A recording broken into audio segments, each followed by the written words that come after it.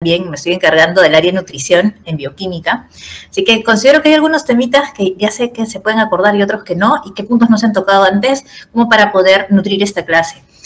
¿Por qué considero que también es importante? Y gracias al doctor Patrón por haberme permitido estar aquí con ustedes, porque eso no nos enseñan usualmente en las teorías, o sea, no nos han enseñado ustedes como médicos, porque ya no falta nada para que lleguen al internado y así van a abrir y cerrar los ojos y se van a dar cuenta que van a estar en sus serums.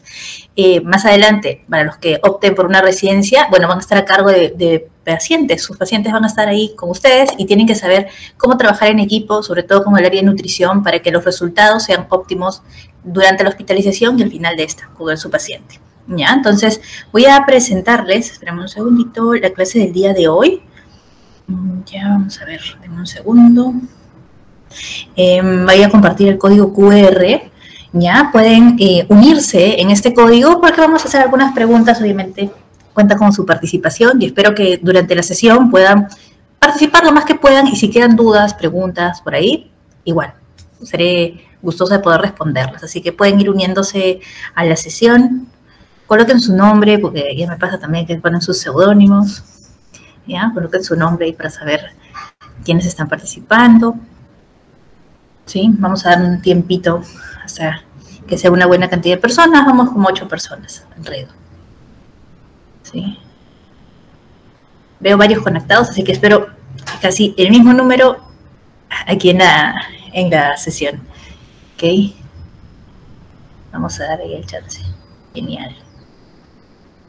Vamos, 17 personas. Voy a esperar que al menos lleguemos a 30. Vamos, ustedes pueden. Yo sé que es un poco difícil para algunos, haciendo un sondeo también con sus compañeros que son de ciclos inferiores. Por lo menos, ellos no les gusta mucho a veces que sea virtual porque no hay esta conexión, ¿sí? Pero vamos a tratar de hacerlo lo mejor posible, ¿ya? Muy bien, vamos 25 personas, ya. Faltan 4, para poder darle play. Genial, esto parece ya un en vivo en TikTok. Está full corazoncito. Y ya, faltan 2 personas. Llegamos a 30 y comenzamos. ¿Sí? Conéctense por ahí. Despierten a sus amigos. Ay, van bajando. Ya, bueno. Ya. 28. Vamos, 28. Ahí está. Y 29. Falta 1 para darle play. Sigue bajando. Sigue bajando. Ya, bueno. Voy a comenzar porque si no se nos come el tiempo, ¿ok? Bueno, el logro de la sesión es el siguiente, ¿sí? Que cuando termine esa sesión vas a ser capaz de poder realizar un diagnóstico nutricional del paciente adulto hospitalizado y vamos a poder estructurar un esquema de soporte nutricional. ¿Ya? Este va a ser el contenido de la sesión, ¿sí? Y al finalizar, bueno, vamos a ver las conclusiones y vamos a ver si se alcanzó el logro, ¿ok? Ahora, vamos a hablar un poquito sobre las herramientas de tamizaje nutricional. Y para esto, si quiero que participen, aquí, bueno, he colocado como unas 6 preguntas. Le voy a dar a comenzar. Ahí están ingresando. Ya, vamos como 3 personas. Veo 26 conectados, al menos espero por ahí más jugadores. Ya, entonces, a ver, genial. Listo, va teniendo 20. Vamos a comenzar con la pregunta 1. ¿Ya? ¿Cuál es el objetivo principal que tiene el tamizaje nutricional en pacientes hospitalizados? Quiero saber qué idea tienen ustedes. Bueno, 3 opciones. Corre el tiempo. Me he dado 20 segundos para que puedan responder. O sea, ¿para cuál creen que ustedes que sería el objetivo principal? Vayan marcando por ahí.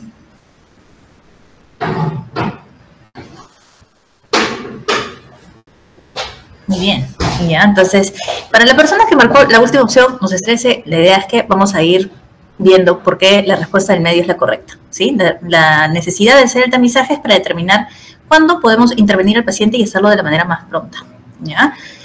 Bueno, cuando hablamos del estado nutricional de una persona, tenemos que ver que esto nos va a permitir conocer también cuál es la necesidad fisiológica de nutriente en cada individuo.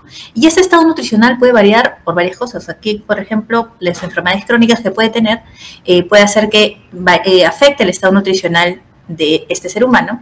Y lo otro que va a ocurrir también es que el estado nutricional nos va a permitir, en algunos casos, modificar la expresión génica de las personas. ¿ya? Reconocer el estado en el que se encuentra tu paciente de manera temprana va a permitir que tú puedas intervenir, al menos dando inicio al soporte nutricional o dando consejería. Y en esta parte sí me gustaría decirte algo, o sea, de hecho tú vas al hospital y en el hospital vas a encontrar que está el médico, la nutricionista, ¿no? Las enfermeras, todos somos un equipo y tú vas a ser el líder del equipo. Sí, entonces, por ahí tú también tienes que tener la noción. Así como tú te estás preparando, y bueno, nosotros en general nos hemos preparado por aquí, como unos 7 años por lo menos en la facultad para ser médicos, pues hay profesionales que se preparan 5 años o más, para menos porque son nutricionistas y están encargados de ver todo el tema del soporte nutricional. Y esto tenemos que engranarlo, tenemos que ser parte de un equipo. ¿Ya? En tu caso, ¿qué es lo importante? Que tú aprendas y esto para que puedas dar la consejería, o sea, dar el primer paso. De repente, si se le pasó a alguien más, que la nutricionista no vio a un paciente, mira, ¿sabes qué? Hemos hecho tal descarte, hemos visto cómo está el estado nutricional de este paciente, hay que intervenir, ¿sí? Para evitar complicaciones. ¿Qué es importante en el caso del estado nutricional óptimo de la persona? ¿Por qué es importante esto? Porque nos va a permitir tener un balance, un equilibrio entre la ingesta y los requerimientos. ¿Sí? Ahora, cuando vemos el estado nutricional de esta persona, sabemos que la ingesta de nutrientes se puede ver mermada, ya sea por enfermedad, por el nivel socioeconómico de la persona, por las emociones, por la presión social. Vamos a poner un ejemplo. Lo que tú comes en casa no es lo mismo que lo que consumen, por ejemplo, personas que están por encima de los 5.000 metros de altura. ¿Sí? Entonces va a variar, puede afectar el estado nutricional de la persona. En el caso de pacientes hospitalizados, por ejemplo, el requerimiento de nutrientes puede incrementar, sobre todo cuando hay algún problema infeccioso, estrés físico, ¿no? Estrés psicológico también podemos ver por acá. Y también el estado nutricional en un paciente hospitalizado puede verse alterado por la absorción de estos nutrientes, ¿no? Por alguna enfermedad que pueda tener de fondo, una patología que va a poder afectar este balance al cual tenemos que llegar. Ahora, ¿por qué es importante que sepas esto? Porque alrededor del 30 al 50% de las personas que están hospitalizadas tienen riesgo de malnutrición, ¿ya? Alrededor de 30 a 50%. O sea, imagínate, tú llegas a la emergencia del hospital o ves la parte de hospitalización de emergencia, por lo menos el 30 al 50%, o sea, de 10 personas, 3 a 5 tienen algún rango de malnutrición. Y eso y riesgo de que cuando ingresen justamente a la hospitalización, esto empeore. Entonces, para esto es importante que sepas que el proceso nutricional es, así como te he propuesto este dibujito acá, es como un circulito, ¿sí? Es constante. Hay que hacer un tamizaje, hacemos el diagnóstico nutricional, intervenimos en el paciente y no lo dejamos ahí ser, sino que vamos a monitorizarlo, ¿ya? Y muchas veces, ¿qué pasa con nosotros cuando vamos a hospitalización? Y de repente ustedes han visto, porque ya están yendo a los hospitales, que ponen la indicación. Y no sé, pues, porque yo veo al abuelito, pues le pondré dieta completa, ¿no? Dieta completa. ¿Y cuál es el motivo que le ponga dieta completa? No sé ni la cantidad de calorías, o sea, cuál es su requerimiento energético, no sé si es que de repente no puede comer bien, si tiene alguna dificultad, y para eso, pues, todos somos un equipo y todos tienen que avisar, ¿sí? Y otra cosa importante, que no se le hace un tamizaje a las personas. Usualmente, el paso 1 se obvia, o sea, ni siquiera el paso 2 es como que bien superficial y queremos hacer solo el paso 3, que es intervenir y escribir solo dieta completa, más líquidos a voluntad, ¿no? Pero no he hecho ni el paso 1 ni el paso 2 y sobre todo es que muchas veces nos quedamos en el 3 y no hay el número 4, ¿ya? Entonces, lo que quiero que hoy te lleves en tu cabecita es que el proceso nutricional tiene 4 partes, ¿sí? Y que tenemos que comenzar por un tamizaje. Luego de tamizar y ver quién está en riesgo, hago un diagnóstico. Luego de hacer el diagnóstico, intervengo al paciente y luego de ello lo monitorizo. Suponte que tu paciente no tenga no tenga un rango de malnutrición ahí, o sea, el tamizaje sea normal, al menos, ¿sí? Todo está bien, pero igual tienes que monitorizarlo porque eso puede variar, ¿sí? Por eso es que hay algo dentro de las historias clínicas que se llama la evolución, ¿sí? Eso puede cambiar y tienes que estar atento, atenta a que eso, o si es que eso ocurre, para poder actuar. Entonces, dentro del tamizaje nutricional, nosotros tenemos herramientas rápidas y fáciles de usar que se pueden aplicar en cualquier escenario, ¿sí? Estas son válidas y confiables, tienen que ser válidas y confiables para la población a la que se aplica. Y también, en este caso acá, vamos a ver este punto, justo vas a ser parte de este personal que va a estar entrenado para poder realizar este tamizaje nutricional, ¿ya? Importante el punto que ven aquí, tamizar y retamizar, eso no te vayas a olvidar. ¿Ya? Tamizar y retamizar en un tiempo apropiado según el escenario del paciente. Ahora, ¿cuáles son los criterios comunes que podemos tener para poder realizar el tamizaje nutricional? ¿Ya? vamos a poner los criterios más frecuentes, 5, ¿okay? La historia de pérdida de peso. ¿Ya? Vamos a pensar que tienes un adulto mayor en casa y que ha comenzado a perder peso de manera inexplicable, ha perdido más del 5% del peso y como que eso no está normal, ¿no? O sea, debería haber algo ahí. Ya, hay que tamizarlo, a ver qué tal está el proceso de nutrición en ese paciente. Otro criterio común es que tú notes que como no ingiere gran parte de su requerimiento energético, bueno, va a necesitar soporte nutricional. Cuando un paciente tiene, por ejemplo, daño de la barrera cutánea, el gran quemado, que puede estar hospitalizado también con ellos, ver si es que tiene una mala ingesta o dietas restrictivas o dietas inusuales. Aquí abajo te he colocado un ejemplo para que más o menos lo fijes, ¿ok? Pedro tiene 85 años, tiene baja ingesta alimentaria, no come de manera independiente, dificultad para masticar y deglutir es lo que presenta, está postrado por una fractura de cadera y presenta úlceras de presión dado por la postración y además han sido diagnosticados de demencia, diabetes mellitus tipo 2, hipertensión arterial. En este caso, ¿tú crees que sería importante hacer un tamizaje nutricional? Pon tu manito arriba si crees que sí, una lagrimita si es que no. Ya, genial. Muy bien. Está bien, súper. Muy bien, sí, pues tenemos que hacer el tamizaje nutricional a Pedro. Ahora, dentro de las herramientas de tamizaje nutricional tenemos 4 herramientas. Hay muchos más, ¿ya? Hay como 20, pero vamos a pensar en 4. ¿Ya? Y te voy a dar algunos spoilers, así para que de repente, si aún no has pensado en tu tema de tesis, por ahí lo puedes utilizar. Dentro de las herramientas de tamizaje nutricional, por lo menos para hospitalizados, utilizamos las dos últimas, que es la valoración global subjetiva y el NRS 2002. Pero existen otras herramientas que podemos utilizar, por ejemplo, en paciente ambulatorio. Tú estás en consulta y puedes realizar esta herramienta que se llama el MAST, ¿no? ¿Qué digo MAST? M-U-S-T, ¿no? Que es una herramienta universal de screening para malnutrición. También hay una herramienta en particular para adulto mayor institucionalizado. ¿Qué quiere decir? Que, por ejemplo, nos vamos a una casa de reposo y podemos realizar esta herramienta de tamizaje nutricional y evaluar quiénes están en riesgo de malnutrición, que es el MNA. ¿Ya? Entonces, lo que quiero que tengas en cuenta en hospitalización, usualmente BSG, que es la valoración global subjetiva, y el NRS 2002, ¿ya? Que son las dos herramientas de tamizaje. Ahora, para mostrarte nomás, mira, por ejemplo, en esta que es el MAST, es súper rápida, o sea, súper sencilla. Evalúas el índice de masa corporal, la pérdida de peso y si es que tiene alguna enfermedad aguda o no. Sumas los puntos y te dice bajo riesgo, mediano riesgo, alto riesgo. Y acá hay algo bien interesante. Lo que les dije, que siempre nos olvidamos, que es el paso 4, retamizar, ¿no? Por ejemplo, vamos a ver que si una persona es de bajo riesgo y está en la comunidad, es anual, por ejemplo, ¿ya? Y si está en alto riesgo, pues es semanal o mensual, dependiendo, ¿ya? También tenemos el MNA, que les conté que es para adultos mayores. Es un screening súper fácil de hacer. Miren, son poquísimas preguntas, 5 preguntas. Y es más, si es que no puedo calcular el índice de masa corporal, ahí tengo cómo calcularlo por la circunferencia de la pantorrilla. Y me da los puntajes y puedo ver si está en riesgo o no. Si se han dado cuenta, se puede hacer bastante rápido. Ahora, esta es la escala de la valoración global subjetiva.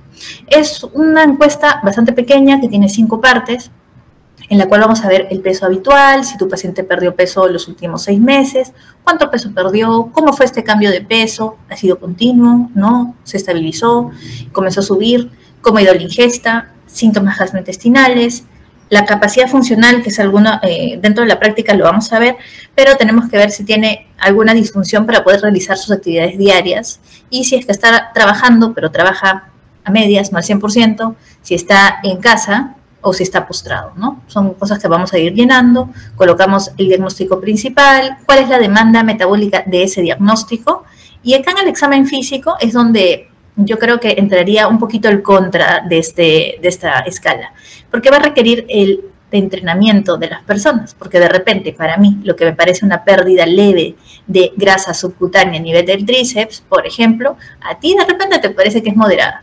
¿Sí? Entonces tenemos que estandarizar y uniformizar, porque si no los valores o lo que podamos recoger con esta herramienta es muy variable, ¿ya? Al final vamos a tener A, B o C, o sea, si está bien nutrido, moderadamente desnutrido o gravemente desnutrido, según como nosotros lo veamos, porque esto es subjetivo, ¿ok? Dependiendo de todo lo que llene. Ahora, el PRO, como tú has visto, es súper fácil que se pueda aplicar, es un tiempo corto, lo bueno de esta escala es que nos va a permitir predecir la morbimortalidad del paciente. Sin embargo, si acá ves el contra, que ya te dije cuál es, que requiere entrenamiento para homogenizar las respuestas, va a haber un problema que esta escala también detecta la desnutrición primaria. Suponte que que veas a un paciente en UCI, en cuidados intensivos, y que ese paciente, pues sí, tú le haces esta escalita, ¿no? Preguntando y todo, obviamente hay riesgo de malnutrición por ahí, pero de fondo ese paciente pues no comía porque, no sé, o sea, no había el dinero suficiente para comprar comida. Entonces, la causa de esa desnutrición, en este caso, podría estar dada por la enfermedad, pero también de forma primaria por el nivel socioeconómico del paciente, ¿sí? Entonces, no me permite discernir si realmente es lo primero que lo que ha causado la desnutrición o es la enfermedad de fondo, ¿ya? Es el único contra que por ahí tiene esta escala, pero es muy buena para predecir mortalidad. Ahora, la otra escala que tenemos es el NRS 2002. Esta escala va a tener dos partes. La primera parte son 4 preguntas que puedes ver aquí, ¿no? El índice de masa corporal menor a 20.5, si ha perdido peso en los 3 últimos meses, si ha disminuido su ingesta en la última semana y si el paciente está gravemente enfermo. Si alguna de estas, o sea, si una al menos te sale sí, nos vamos a ir a hacer la segunda parte, que es el screening final. Si todas las respuestas son no, obviamente aquí vamos a hacer la reevaluación semanal, ¿sí? La reevaluación semanal.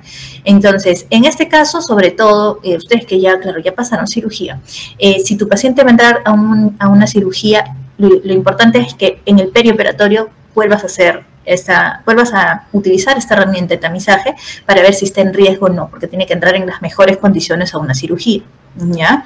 Ahora, vamos a irnos en el escenario en que tú respondas sí, o sea, sí, algunas de estas 4 preguntas son positivas, ¿no? Son afirmativas. Nos vamos a la segunda parte, en donde evaluamos el estado nutricional y la severidad de la enfermedad. En este caso, si ustedes se dan cuenta, hay puntuación 0, 1, 2, 3. ¿Ya? 0 normal y 3 es el peor escenario con respecto al estado nutricional. Voy a poner un ejemplo, ¿ya? Suponte que he bajado más o menos más del 5% de mi peso en los últimos 3 meses, pero tengo un índice de masa corporal menor a 18.5. Si bien yo podría marcarle en desnutrición moderada, tengo que marcar usualmente el peor escenario del paciente. ¿Cuál es el peor escenario? El índice de masa corporal menor a 18.5, por lo cual me puntuaría en el estado nutricional como desnutrición grave, ¿ya? Ahora, cuando hablamos de la severidad de la enfermedad, vamos a ver que cuanto más severa la enfermedad, el requerimiento es mayor, ¿sí? Supónganse en el caso que les mostré de Pedro por ahí, que puede ser incluso una fractura, ¿ya? Una fractura de cadera debería ser, por ejemplo, una puntuación leve, ¿sí?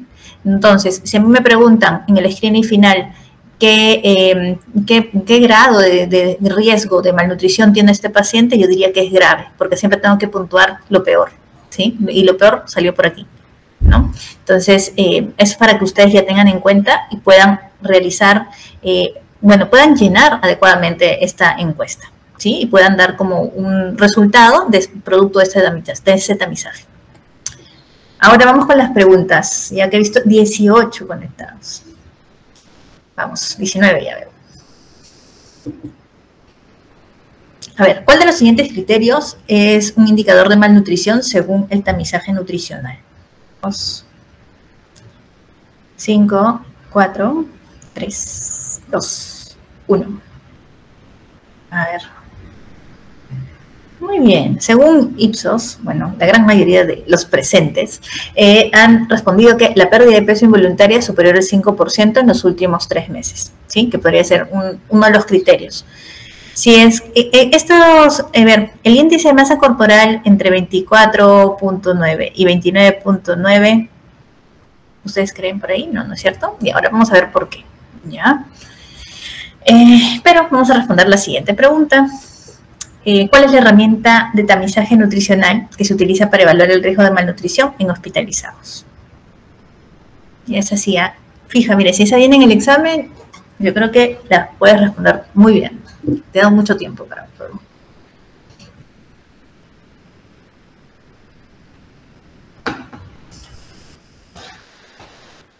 No, Emerson, de lagrimita. Eric también ahí. Está 3, 2, 1.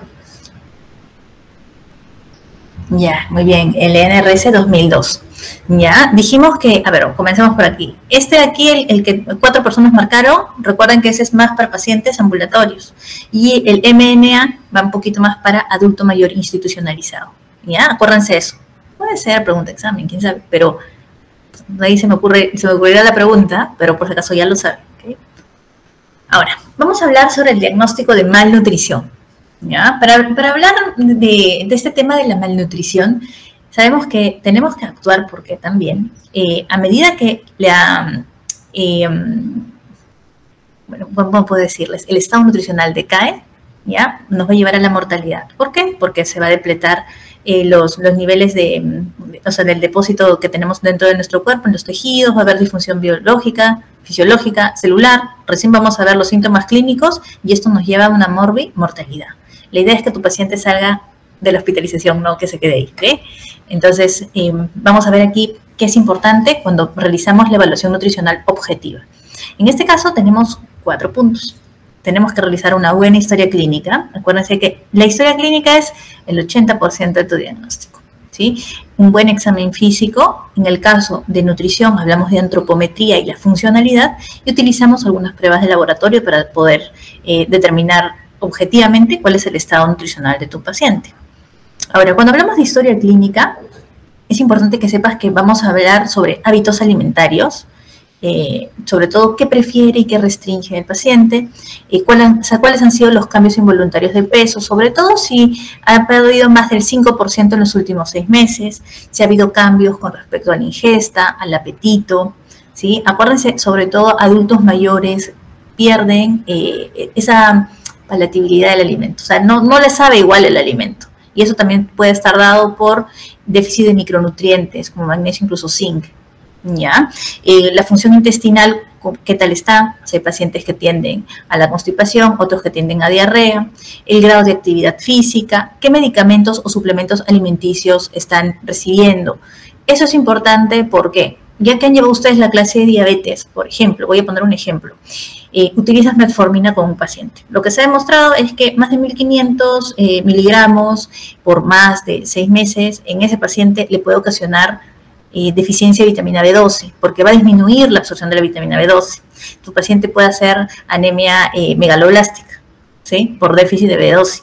Igual puede tener neuropatía por el déficit de B12, puede tener depresión, puede tener incluso mayor fatiga por déficit de B12. Entonces, tendríamos que ver que esos suplementos, o sea, que el medicamento que está tomando también puede impactar sobre el estado nutricional de tu paciente. ¿Ya? Entonces, para eso también es importante. Otra cosa, por ejemplo, el omeprazol, que se ha demostrado igual puede disminuir la densidad mineral ósea. Entonces, tú lo indicas nomás así de patas, pero también puede repercutir en la salud de tu paciente, ¿ya? Entonces, por eso es que los medicamentos tienen indicaciones muy precisas. Y si es que tú ya sabes que el paciente tiene que recibir el medicamento, pues tengo que tratar de que, al menos ahorita que estamos viendo el tema nutricional, mantenga un estado nutricional óptimo, ¿ya? Factores psicosociales también tenemos que ver, los antecedentes patológicos, ¿ya? Ahora, dentro del examen físico viene el peso, ¿ya? El peso nos va a permitir conocer el estado nutricional global del paciente, ¿ya? Y aquí vamos a evaluar también el porcentaje de cambio de peso de manera involuntaria. Les he puesto esta fórmula, pero ustedes pueden hacer un cálculo por regla de 3, ¿ya? O sea, la cosa es que lo piensen así. Vamos a poner que el peso habitual de una persona es 50 kilos, ¿sí? Y ha bajado 5 kilos. Entonces, ustedes pueden hacer incluso su regla de 3. 50 es el 100% de su peso. 5 kilos que ha bajado, ¿cuánto porcentaje es? Entonces, ahí ustedes pueden ver el porcentaje de pérdida de peso, ¿ya? Otra cosa importante es el índice de masa corporal. Mire, les he puesto la fórmula porque pasa que incluso internos no saben calcular el índice de masa corporal de una persona. Y para temas hospitalarios o dentro de la literatura médica nos guiamos un poco más por el índice de masa corporal, ¿ya? Entonces, este índice de masa corporal nos va a dar una idea del estado nutricional global, pero es bastante inespecífico, ¿ya? Acá les he puesto en la tablita, por ejemplo, de lo eutrófico vendría a ser 18.5 a 24.9, ¿ya? Y para esto, sí, me gustaría, más adelante vamos a hacer una pruebita, a ver si pueden calcular su índice de masa corporal, ¿ya? Otro punto importante aquí también es la antropometría. Vamos a ver lo que es el perímetro del brazo, ¿sí? Es el punto intermedio entre el codito y el acromion, punto intermedio con el brazo en 90. Vamos a medir cuánto tiene esa circunferencia. Y vamos a utilizar las tablas de Frisancho, que se ha evaluado en poblaciones sanas, para ver cuál es el rango de normalidad, que es entre el percentil 10 y el 90. ¿Ya? Este es el perímetro del brazo, nos va a poder ayudar a evaluar el estado nutricional global. Vamos a tener también el pliegue tricipital. Y el pliegue tricipital es en el mismo lugar, pero con una proyección posterior. Y con este plicómetro vamos a medir el pliegue en milímetros. ¿Ya? Y otro punto importante es la evaluación de la dinamometría, porque eso nos va a permitir evaluar la masa muscular, la sarcopenia, ¿ya? Que puede ocurrir sobre todo en adultos mayores. De repente ustedes serán más chicos, pero yo me acuerdo, yo me acuerdo hace muchos años, mi abuelita siempre veía su canal 4, pues, ¿no? Y ponía por su novela, y salía el comercial de Almendra, así, la que está de Nubeluz, ¿no? Ya. Entonces salía corriendo y decía, bueno, a los 40 años todos perdemos masa muscular. ¿Ya? Eso siempre, o sea, lo he escuchado hasta decirlo hasta que te das cuenta que hasta los 30 tú alcanzas el pico de masa muscular. Y a partir de los 30, esta masa muscular comienza a caer. Y a partir de los 60, esa masa muscular cae, es una caída libre de masa muscular. ¿Ya? Entonces, súmale que tu paciente, por un proceso de enfermedad, su requerimiento cambie, comienza incluso, como incrementa el requerimiento, comienza a consumir su músculo. Entonces va a llegar el punto en que le sumas la desnutrición, le sumas la postración, ese paciente pierde masa muscular. Entonces es importante poder evaluar con dinamometría también el porcentaje de músculo y qué tanta fuerza de agarre tiene, ¿ok? Para eso sirve. Luego, tenemos otras herramientas de tamizaje nutricional. En este caso, por ejemplo, la bioimpedancia. No sé si ustedes por ahí se están yendo al gimnasio, ¿no? Se me ocurre por ahí también, la nutricionista del gimnasio te ponen esa maquinita, tú agarras, pones tus pies así, sin medias, sin nada, ¿no? Descalzo, con ropa bastante ligera, coges, es como si fuera el timoncito de un scooter, y hay una corriente que comienza a circular por tu cuerpo y que va a medir la resistencia que tienen las diferentes estructuras de tu cuerpo. Entonces vamos a medir el porcentaje en grasa, en músculo, hueso, agua que tiene en composición, ¿sí? Eso arroja esta maquinita. Que eso es una forma también de poder evaluar al paciente. El DEXA también nos permite evaluar la composición corporal. La tomografía a nivel lumbar también nos permite evaluar el porcentaje en grasa, el porcentaje muscular, y lo que se está utilizando en estos últimos años es una ecografía en el cuádriceps para ver el porcentaje de músculo, sobre todo del vasto, o sea, del recto anterior, para ver qué tan grueso es y con eso poder extrapolar a la cantidad de masa muscular que tiene una persona. Lo ideal podría ser, por ejemplo, el DEXA, pero no todos tenemos eso. No todos podemos evaluar la composición corporal por este método, porque si ustedes se dan cuenta, en los hospitales no hay, ¿sí? Y una opción podría ser, entonces me diría, doctora, pero yo lo quiero medir por tomografía. Pero si te das cuenta, ¿cuántos tomógrafos hay libres libremente en los hospitales? Creo que en Lima, contaditos, pues eran 3 a 5 tomógrafos en los hospitales del ministerio. ¿Sí? Entonces, estos tomógrafos están exclusivamente para patologías que lo requieren. Ejemplo, que tengas que tomarte una tomografía por un ACV, o sea, para esas cosas más puntuales. Pero para ver el estado nutricional, pues no hay esa capacidad y tampoco vas a irradiar tanto al paciente. Por lo cual, vamos a utilizar más que nada estos parámetros de aquí, más el peso, el índice de masa corporal para poder evaluar. ¿Ya? Ahora vamos a ver sobre el laboratorio. ¿Ya? En el laboratorio, la típica, que tú me digas albúmina, ¿sí? La albúmina es un valor que siempre, por lo menos en pregrado, a mí me sonaba mucho, ¿ya? Me sonaba mucho la albúmina. Pero si te das cuenta, la albúmina tiene un tiempo de vida media de 20 días, o sea, para que eso varíe, demora, en procesos inflamatorios o infecciosos, incluso falla cardíaca, edema, problemas hepáticos, síndrome nefrótico, puede variar y puede caer, entonces no me va a ayudar mucho. ¿Ya? Incluso, ¿cuál me podría ayudar un poquito más? La proteína ligadora de retinol, la transtirretina, la proalbúmina, ¿sí? Porque tienen un tiempo de vida media más corta, pero económicamente no son tan, o sea, no es tan accesible para nosotros. ¿Lo podemos tener en cuenta? Sí. Otro valor que me resuena mucho a pregrado es los linfocitos, que también son marcadores nutricionales, sin embargo son muy inespecíficos, ¿ya? Son bastante inespecíficos y hay bastante variación. Por ejemplo, si estamos bajo un proceso de sepsis, bajo un problema hematológico, pues los linfocitos no nos ayudan mucho. Podemos tomar algunos en cuenta, pero ten en cuenta que pueden haber muchos factores que pueden afectar ese valor, ¿ya? Ese valor por ahí. Ahora, para poder hacer el diagnóstico de desnutrición, porque si bien ya hice el tamizaje, ya evalué físicamente al paciente, ahora, ¿cómo le digo que ese paciente está desnutrido? O sea, tiene algún grado de desnutrición. Entonces, aquí te he puesto los 4 puntos importantes. Lo primero, hice tamizaje, detecté, evalué a este paciente y me voy a guiar aquí de dos cosas. Al menos tener un criterio fenotípico y un criterio etiológico. ¿Qué quiero decir con criterio fenotípico? Que este paciente tenga una baja involuntaria de peso o tiene un índice de masa corporal bajo o ha reducido su masa muscular.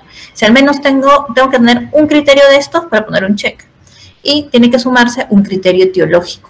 ¿Qué quiere decir? Que este paciente haya disminuido la ingesta, ya sea por una mala absorción de nutrientes, ¿no? También dentro de esta posibilidad, o que tenga una inflamación aguda o crónica. ¿Ya? Entonces, si cumplo con un criterio fenotípico y un criterio etiológico, ya da el diagnóstico de desnutrición.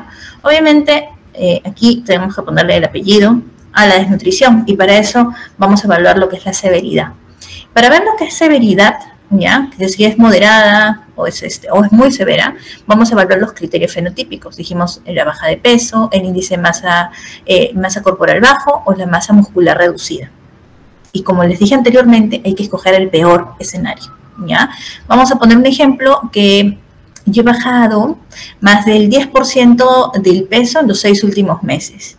Pero a pesar de esto, mi índice de masa corporal es 22, por ejemplo, ¿ya? Entonces estoy por acá, miren, estoy aquí, desnutrición severa en porcentaje. En el índice de masa corporal tengo 22, o sea que ni siquiera estoy por acá, creo que estoy bastante bien. Y tengo la masa muscular, por ejemplo, que esté en este rango, en desnutrición moderada. Entonces, sí, a pesar de que estos dos salen moderados, el peor escenario del paciente sería pérdida de peso mayor al 10% en los últimos 6 meses. Entonces lo puntuamos como una desnutrición severa, ¿sí? ¿Hasta ahí se entendió? ¿Quedó alguna duda, una pregunta? Si se entendió, manito arriba. Si no se entendió, una lágrima. Ya, es chévere, Daniel. Mira, Víctor. Ya, está súper. Ya, se entendió. Genial. Ya, está perfecto.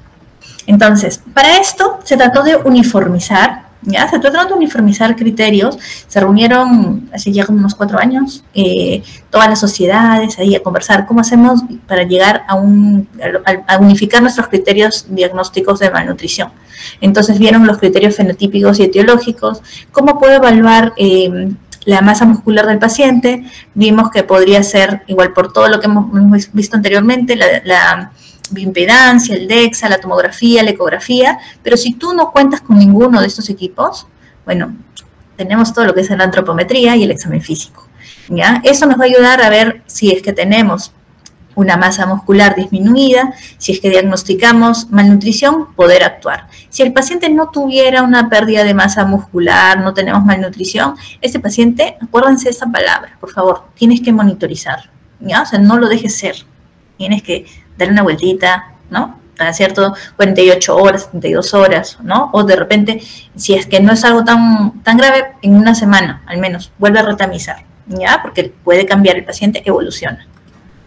Vamos con las preguntas para los que están conectados, que están despiertos.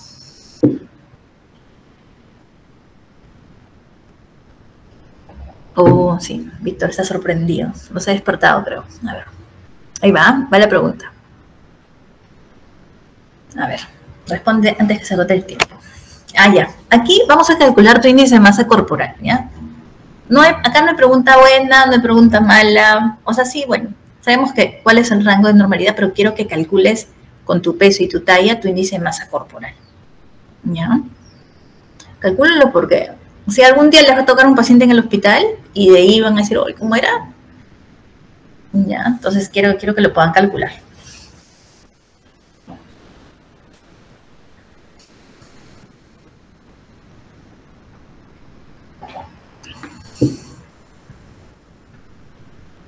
Ya, muy bien.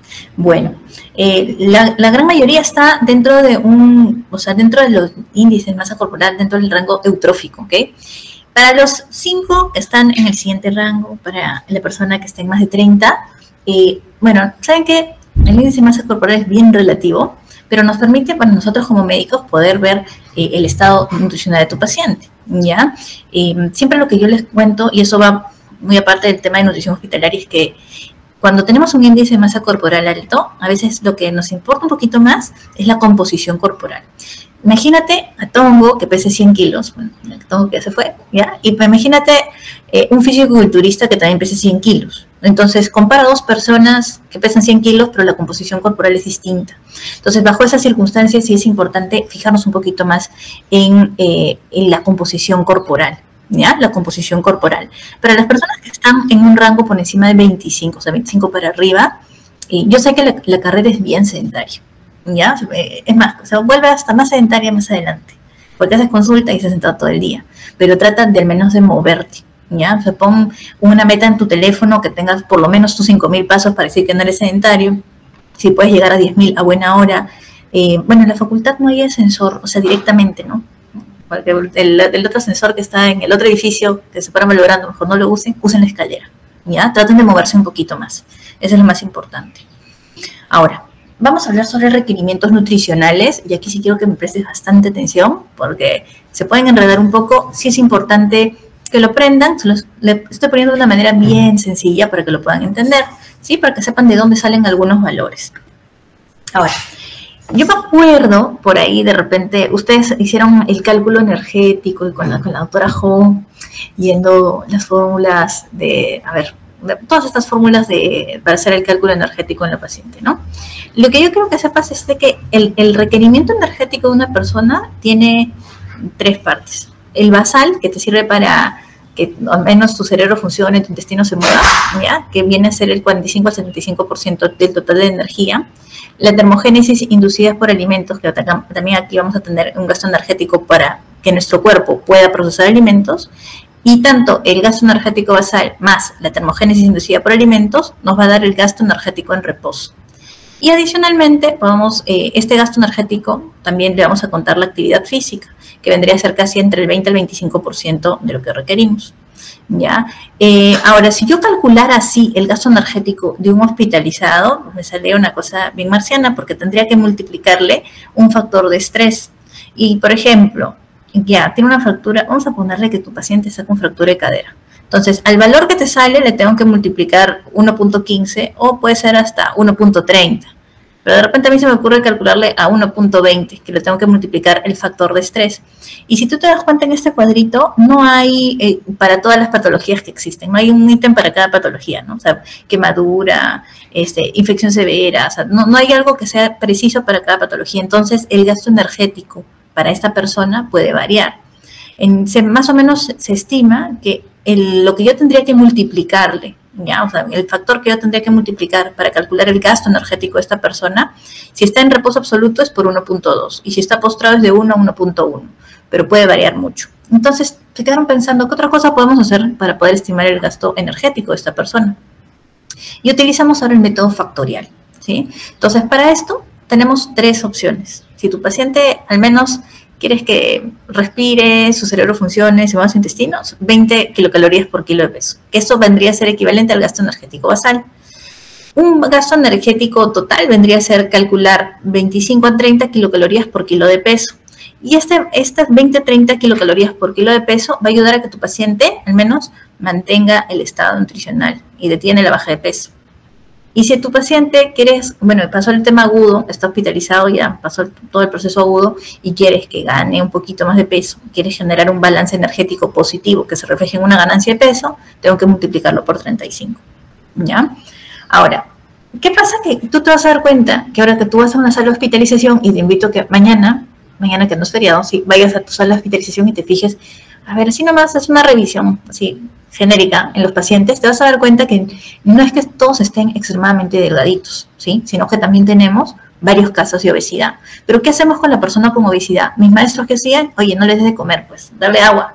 o sea que se desnutra en la hospitalización, ¿no? Pero no, lo que se ha demostrado es que este paciente con obesidad tiene el 25%, o sea, su grasa vendría a ser el 25% de una masa metabólicamente activa. Entonces, yo no puedo dejarlo sin comer. O sea, igual tengo que calcular un gasto energético para esa persona. Y para ello tengo que hacer dos cálculos, ¿sí? El cálculo del peso ajustado, que es bajo esta fórmula que es el peso real menos el ideal que debería tener, por 0.25, que vendría a equivaler este 25% de masa metabólicamente activa, más el peso ideal. ¿Y cómo calculo el peso ideal? Y eso a veces me preguntan mucho en la consulta, ¿cuánto yo debería pesar? Y muchas veces tú vas a decir, mira, son 1,70 m, 70 kilos, ¿no? Pero lo ideal, por lo menos en el caso de hospitalizados, es que lleguen a un índice de masa corporal 25 a tu paciente con obesidad. Entonces, su peso ideal sería 25 por la talla en metros al cuadrado. Eso te va a dar un valor, ¿sí? Un valor. En personas, por ejemplo, ambulatorias, estamos buscando que alguien mejore un poquito el tema del peso, lo podemos multiplicar de repente por 23. Talla en metros al cuadrado por 23, que es más o menos como, llega a ser como que casi la mitad del rango de normalidad. Entonces vamos a poner aquí el caso de Karen. Karen tiene 45 años y tiene un diagnóstico de celulitis en el miembro inferior izquierdo, ¿ya? Por eso lo hospitaliza. Entonces, su peso real es 90 kilos, ¿ya? Si yo 90, o sea, con esos 90 kilos puedo calcular cuál sería, y con la talla, cuál sería su peso ideal y cuál sería su peso ajustado de esta manera, ¿sí? Si ustedes se dan cuenta, ahorita saquen su calculadora y se van a dar cuenta que para calcular el peso ideal, multiplico 25 por 1.6 al cuadrado y me sale 64 kilos. Ahora, si quiero hacer un ajuste con su peso, solo reemplazo aquí en la fórmula 90, que es su peso real, menos 64 kilos, que salió su peso ideal, por 25 más 64. Y ese peso ajustado vendría a ser 70.5. Entonces, ¿y para qué me sirve este cálculo? Para lo siguiente, sobre todo para pacientes que tienen un grado de obesidad 1, ¿ya? O sea, por ahí calculen el índice de masa corporal, sería 35,2, ¿no? Entonces, ya entraría como un índice en grado de obesidad 2. Si tu paciente está estable, sería el 25 kilocalorías por kilo de peso ajustado al día, ¿ya? O sea, sería 25 por 70.5. Supongamos que Karen, en este caso, tuviera obesidad mórbida, ¿sí? Vamos a poner índice de masa corporal por encima, vamos a poner 42 índice de masa corporal, le calculo 25 kilocalorías por el peso real, que es 90, ¿sí? Entonces, se modifica, si tú te das cuenta, se comienza a modificar la estimación del gasto energético. Y cuando tengo un paciente crítico, ¿por qué te he puesto esta cosita que parece un arco iris? Porque es como que tienen que comenzar, cuando un paciente está en un estado crítico, no le puedo dar gran cantidad de energía, ¿sí? Tengo que comenzar de forma gradual, porque el metabolismo ahí le está tratando de vencer por ejemplo, una sepsis, punto de partida respiratorio, ¿ya? Que está hospitalizado por eso. No le puedo dar de frente como 20 o 25 kilocalorías, tengo que comenzar con 14, porque si no puedo alterar su fase de mejora, incluso lo puedo llevar más allá, si es que ingreso a esa maquinaria de metabolismo 20 kilocalorías por kilo, ¿ya? De peso real. Y por ejemplo, si Karen estuviera en un estado crítico, podría hacer el cálculo de su gasto energético de 20 a 25 kilocalorías por el peso ideal, que sería 64 kilos, ¿ya? Entonces, esto de aquí, estas dos cositas de aquí, sí es importante que lo tengan, no sé, anotados en su celular, en sus notas ahí, ¿no? Como para que sepan cómo se puede calcular el peso. Ahora, vamos a hablar sobre requerimientos de macronutrientes. Este es un gráfico en general de cómo deberían distribuirse los carbohidratos, los lípidos y las proteínas dentro de la dieta de alguien. Pero los requerimientos van a variar según la patología del paciente. Entonces, vamos a hablar ahorita sobre el requerimiento de proteínas. Sabemos que para poder hacer el requerimiento tenemos que también poder realizar un balance nitrogenado, ¿ya? Y para ello tú sabes que tú pierdes nitrógeno de varias formas, ¿sí? Ya sea por la orina en mayor cantidad, por deposiciones o de manera insensible.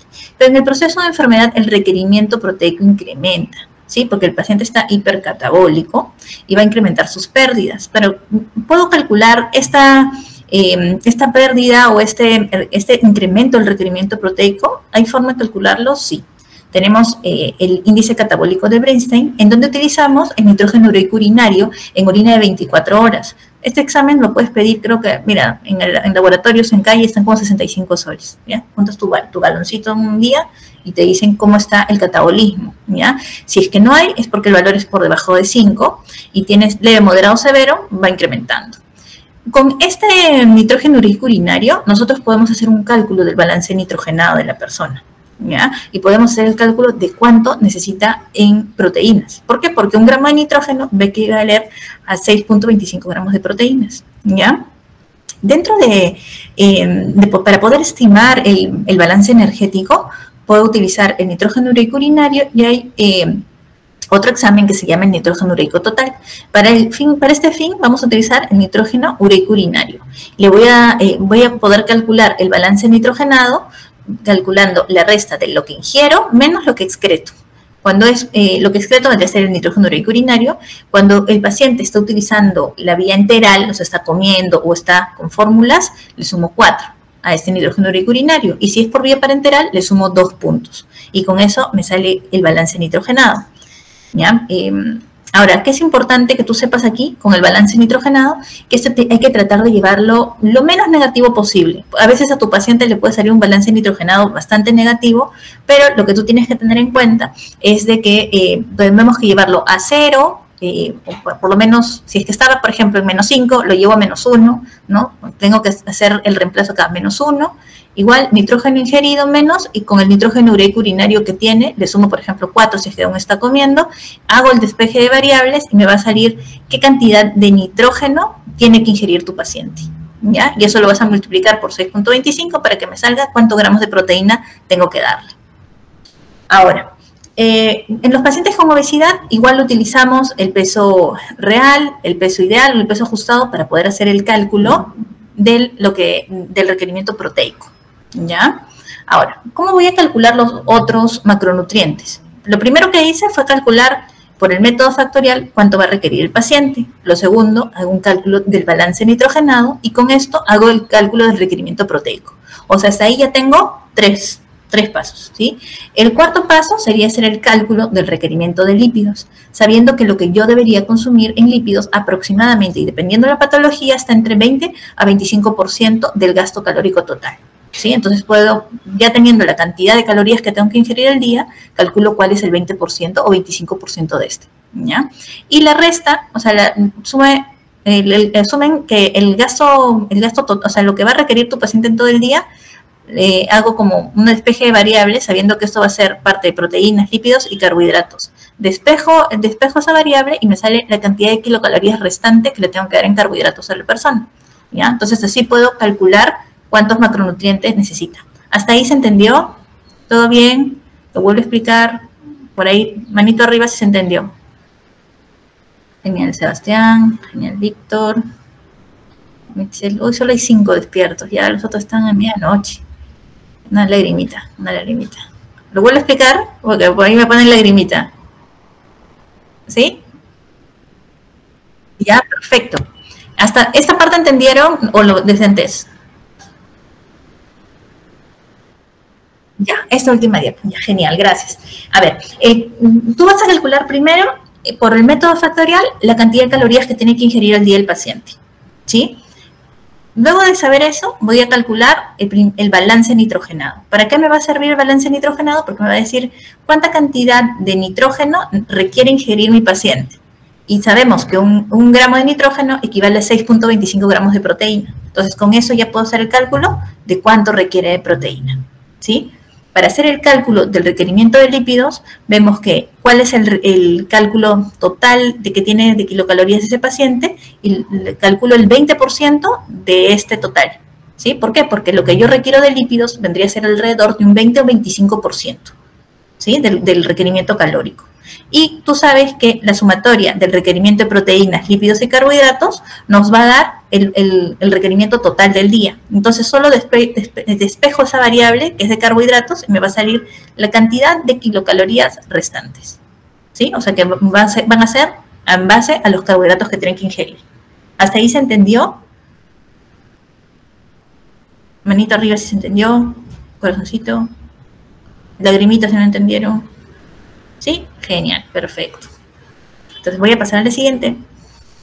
Bueno, acá vienen las preguntas. A ver, vamos. Despiértense.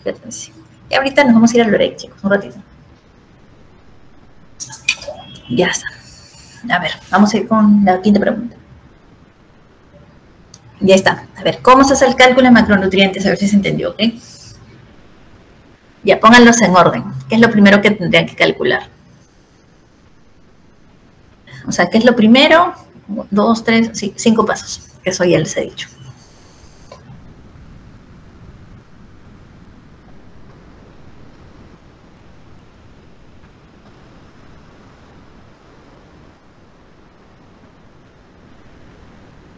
Cinco, 4, 3, 2, 1. Ya, muy bien. Ya, bueno, 8, lo hicieron bien, 7, se equivocaron. Recuerden, lo primero, calculo el gasto energético del paciente.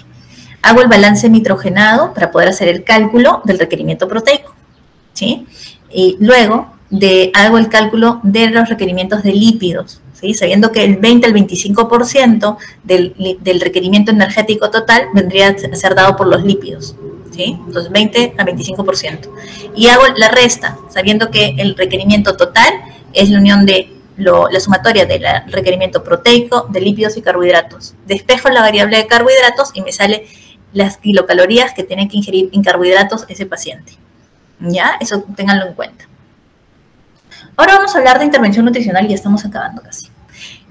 Aquí es importante que sepan cómo elegir la vía de soporte nutricional del paciente. ¿Ya? Primero, ¿tiene indicación? Sí.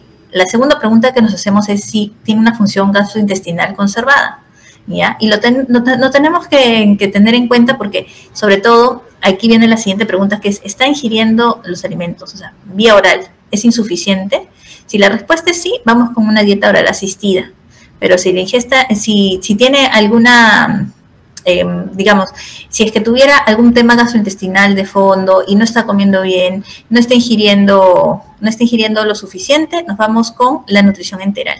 Ahora, si la nutrición enteral es por más de 6 semanas, es mejor que tu paciente utilice una gastrostomía o una yeyunostomía de alimentación, ¿sí? Si va a ser menos de 6 semanas, es importante que te preguntes, ¿este paciente va a poder aspirarse? Ejemplo, que sea un abuelito, ¿ya? Un adulto mayor que incluso está echadito, ¿no? Tanto tiempo por ahí en la cama. Si tiene riesgo a aspirarse, lo ideal sería que la sonda sea nasoenteral. ¿Ya? Por ejemplo, si a ti y a mí nos hospitalizan, bueno, una sonda nasogástrica bastante bien, ¿no? Porque estamos un poquito más alertas, ¿no? Menos riesgo de broncoaspiración. Pero si tu paciente no tiene una función gastrointestinal óptima, ¿ya? Nos vamos a tener que ir a la parenteral, ¿sí? A la parenteral. Y si esta nutrición parenteral va a estar dada por más de 7 días con alto requerimiento, lo ideal es que utilice un catéter venoso central para poder alimentarlo por ahí. Y si es que no, va en forma periférica, ¿ya? Entonces, vamos a ver primero la nutrición oral asistida, que ustedes seguro les va a sonar mucho porque abren la historia en las mañanas, si pasan visita por ahí, dice NPO, ¿no? No sé, dieta líquida amplia, por ahí. Estos son todos los regímenes nutricionales que tenemos y lo que tenemos que tener en cuenta es la enfermedad de base, el estado clínico y que también tolere el paciente la alimentación. Dentro de la nutrición oral asistida tenemos estos 5 puntos: la consistencia, la digestibilidad, el aporte nutritivo, el horario y el volumen. Voy a explicar un poquito más a detalle cada cosa. Ahora, cuando hablamos cuando le ponen dieta líquida, ¿ya? ¿Qué significa? Agua con o sin azúcar. ¿Ya? Que usualmente cuando ustedes vean pacientes, por ejemplo, quirúrgicos, que están comenzando a ver si funciona la vía oral, si ya no tienen náuseas, si todo va bien, le ponen líquido. Si en algún momento ustedes leen que dice dieta líquida amplia, ¿ya? Eso significa que el paciente recibe infusión, calditos, ¿no? Pero es muy bajo en calorías, ¿ya? Entonces, con un líquido amplio, tu paciente tiene, si estuviera en unas condiciones muy extremas, tiene riesgo de desnutrición, ¿ya? Cuando hablamos de una dieta liviana, por ejemplo, es baja en grasas y fibra, sin que tenga condimentos. Y si yo digo blando sin residuo, esto usualmente va para pacientes que tienen diarrea, ¿ya? ¿Por qué? Porque va sin fibra. Va sin fibra, sin leche, sobre todo aquellos que pueden tener intolerancia a la lactosa, ¿ya? Y sin tejido conectivo, o sea, sin los tendoncitos del pollo, por ejemplo, ¿ya? Y cuando alguien dice dieta completa, es balanceada y no tiene restricciones, ¿ya? Ahorita vamos a ver las consistencias y la digestibilidad de estos regímenes nutricionales. Cuando hablamos de consistencia, vemos si es que la preparación de esta dieta es líquida, es papilla licuada o es blanda normal. Y eso es importante porque a veces puedes tener pacientes edéntulos, no tienen dientes, ya no le puedes dar el pollo completo, ¿no? Tienes que darle o partidito, licuadito, para que pueda ingerirlo. Por la digestibilidad, estas dietas, por ejemplo, las podemos dividir en estos 3 puntos: la liviana, la blanda sin residuo o el común, ¿ya? Que consumen todos. Por el aporte nutritivo, y esto les va a sonar mucho, la dieta hipocalórica, hipercalórica, ¿no? Tendremos que colocarle siempre qué tipo de dietita es. Sobre todo paciente con hipertensión, que te dicen hiposódico. ¿Qué significa hiposódico? Que tiene menos de 2 a 4 gramos al día. Por ejemplo, hipoglúcida, que van a encontrarlo mucho para pacientes que viven con diabetes, que están hospitalizados, en donde a un aprox se le da entre 150 a 250 gramos al día de carbohidratos, pero no son carbohidratos refinados y tienen que ser lo mínimo en lo que es fructosa. Cuando me sale una dieta hipograsa, que tiene menos del 7% de kilocalorías en grasa en su preparación, en grasa saturada, y menos de 200 en colesterol. Y otro punto que también ya está sonando un poco más es la dieta sin gluten, ¿no? La dieta sin gluten.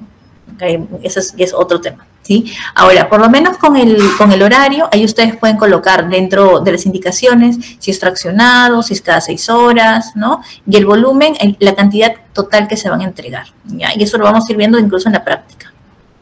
Ahora, el soporte nutricional, miren, esto es así, eso es otro mantra, ¿ya?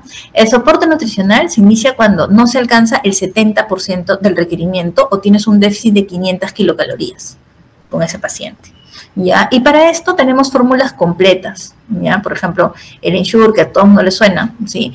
U otros que son completas y especiales. ¿Por qué son completas? Tienen carbohidratos, lípidos, proteínas, ¿ya? Tienen las 3 cosas. E incluso algunos vienen con carbohidratos modificados, como son estos de aquí de la mano derecha, que permiten que no haya elevaciones de glucosa muy marcadas. Este es un mantra de la nutrición, ¿sí? De la nutrición hospitalaria. Mientras tu intestino funcione, tienes que utilizarlo. Así que algo mínimamente funcionante, ¿ok? Ahora, para dar la nutrición enteral, una definición de nutrición enteral es que los nutrientes van a ingresar por una sonda al tubo digestivo, ¿ya? O sea, vamos a utilizar el tubo digestivo cuando tenemos al menos un intestino mínimamente funcionante. Estas sondas son de silicona, polivinilo, de 8 a 10 French para los adultos, y la longitud va a depender de hasta dónde quiero que llegue la sonda, ¿sí? Más o menos de 70 a 150 centímetros para que sea una sonda, ejemplo, nasogástrica, o que pospilórica de 100 a 200 centímetros.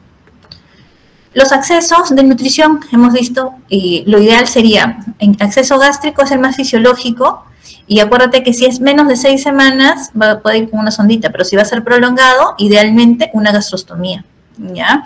Los accesos que son pospilóricos se dan sobre todo en aquellos pacientes que tienen mínima funcionalidad, ya, con una infusión bastante lenta, y sobre todo nos va a permitir iniciar la nutrición enteral en pacientes que han sido operados, ¿ya? En este caso puede ser una yeyunostomía de alimentación, ¿sí? Ahora, para elegir las fórmulas enterales que vamos a darle a tu paciente, lo que tú tienes que ver es que si tiene la función intestinal comprometida, ¿ya? Si no tiene la función intestinal comprometida, lo segundo que te preguntas es si tiene alguna enfermedad en especial, porque si sí los tuviera y está en una situación hipermetabólica, tenemos que ir con una fórmula especial e hiperproteica. Si no tuviera ninguna enfermedad en especial, va con una fórmula polimérica y, por ejemplo, y dependiendo de la situación hipermetabólica, podemos decir que es hiperproteica o normoproteica, ¿ya? Cuando tu paciente sí tiene afectación de la función intestinal, vamos con una nutrición, con una fórmula oligomérica, ¿sí? Recuerda, polimérica nos suena que son estructuras bastante grandes, pero si es que ya tiene una función intestinal comprometida, tengo que darle todo lo más digerido posible. Entonces vamos con una oligomérica, ¿ya? Dentro de las fórmulas enterales tenemos las poliméricas, oligoméricas y especiales, ¿ya? Estamos bien, para redondear la idea, las poliméricas van a tener las proteínas intactas, ¿ya? Vienen carbohidratos, aceites, vitaminas, minerales, fibras, vienen con todo, ¿ya? Las oligoméricas vienen ya con las proteínas hidrolizadas, o sea, son parcialmente hidrolizadas, ¿ya? Estas les podemos llamar como las semi-elementales. Casi no tienen fibra, son bajas en minerales y en proteínas, pero nos permiten mantener al menos la nutrición del paciente. Y existen otras poliméricas que son especiales, así como ustedes han visto, por ejemplo, el Ensure, ¿ya? En su caso, ¿no? Por ejemplo, la glucerna, también vienen glucernas líquidas y para ciertas, por ejemplo, si el paciente no puede recibir mucho volumen, tiene mayor cantidad concentrada las kilocalorías por mililitro de solución, ¿sí? En este caso son las que te muestro aquí, por ejemplo, 1.5 kilocalorías por cada mililitro de la solución. Ahora, la nutrición parenteral solo la vamos a reservar para aquellos pacientes que no puedan utilizar el tubo digestivo y que tienen que alcanzar sus metas nutricionales y aún dándoles nutrición enteral, no lo logran, ¿ya? Y para esto viene la última pregunta, ¿ya? Tienes un varón de 50 años con un cuadro de diarrea, no tiene antecedentes patológicos, ¿y qué régimen le indicarías? ¿Qué régimen le dejarías? ¿Completo? ¿Dando sin residuos? ¿Líquido amplio? ¿Qué le pondrías? O sea, este ya va a ser fija, así, en verano que aumentan este tipo de pacientes. A ver. Blando sin residuos, ¿ya? Dijimos blando sin residuos. El líquido amplio le puedes dar jaleitas, todo, pero el paciente se te va a desnutrir. ¿Por qué? Porque es bajo en calorías, ¿ya? Lo ideal es que sea un régimen blando sin residuos, sin lactosa, sin tendoncitos, todo bien bonito para que el paciente lo pueda digerir, ¿ya? Entonces aquí van los puntajes, solo participaron 35 personas, ¿ya? Y muy bien, Joel, 10 puntos, lo máximo. ¿Ya? Ahora vamos con las conclusiones. Ya saben que el manejo nutricional tiene 4 etapas. Tiene que hacer un seguimiento continuo, el monitoreo es importante. El tamizaje nutricional se realiza entre las primeras 24 a 48 horas desde que el paciente ingresa a la emergencia o a la hospitalización. El requerimiento de macronutrientes, si tú te has dado cuenta, es personalizado porque hay que hacer todos esos cálculos. El balance nitrogenado en etapas agudas de la enfermedad tiene que ser lo más negativo posible, ¿ya? O neutro. Llevarlo a 0, o por lo menos si estaba en -5, llevarlo a -1, ¿ya? El soporte nutricional lo vas a alcanzar, lo vas a iniciar cuando no alcanza un requerimiento del 70% o tiene un déficit de 500 kilocalorías, y viene el mantra de la nutrición: mientras que el intestino funcione, tienes que utilizarlo. Y por último, la nutrición parenteral, solo para aquellos pacientes que no alcanzan sus requerimientos por vía enteral o no pueden utilizar el tubo digestivo por alguna razón. ¿Ya? Hasta ahí quiero saber si se cumplió el logro de la sesión. Pueden poner manito arriba, corazoncito, una lagrimita si es que no. ¿Sí? Ya, genial. Gracias, chicos. Entonces, eso sería todo. Nos vamos a ver. Me parece que les voy a dar un mini break para que vayan y se estiren. ¿Ya? Déjenme un segundo. Sí, doctora, muchas gracias. A las 5:10 nos volvemos a conectar para la clase práctica.